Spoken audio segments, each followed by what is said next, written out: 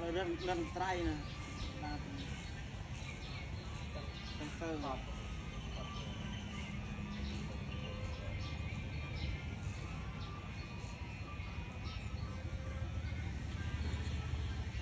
ลูกบอลมุจะได้แน่ดิก็ไม่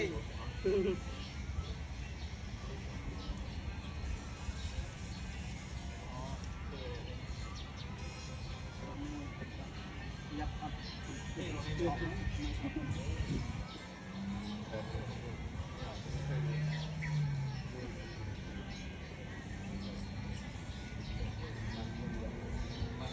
มันว่ามันจะอยู่เนี่ยตัวคิวโตภาษาไทยนี่ฟังใจเนี่ยภาษาไทยเนี่ยคนเจอตู้อ่ะข้อมันจัดต้องทหารนะจัดหมดกระเทียมเราต้องทหารเลยก็ลงจรูอ้อมเลยต่อเกี่ยวกับการตะโกนเนาะการตะโกนตู้มุ้งใจกัดก้อนกัดก้อนจะฟอกได้กัดใกล้ๆเนื้อสะอาดหอมใกล้ๆแบบเป็นแบบกัดให้เราได้กัดโจมกัดก้อนกัดโจมกัดใกล้ๆสะอาดโจมเคยรู้จักคนที่จะเล่นคือมุดอาคารโจมนี่แค่ที่ตะลาที่เป็นที่ตะลาปลับนะต้มชุดอ่ะ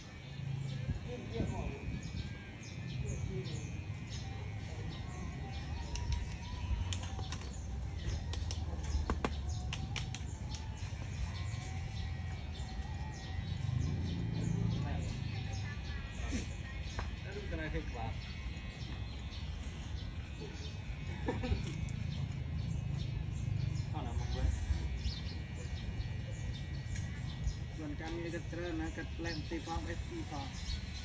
เอฟตีจังเลยเอฟตีนี่เนี่ยใจได้หมดปีเจือนได้หมดปีเจือน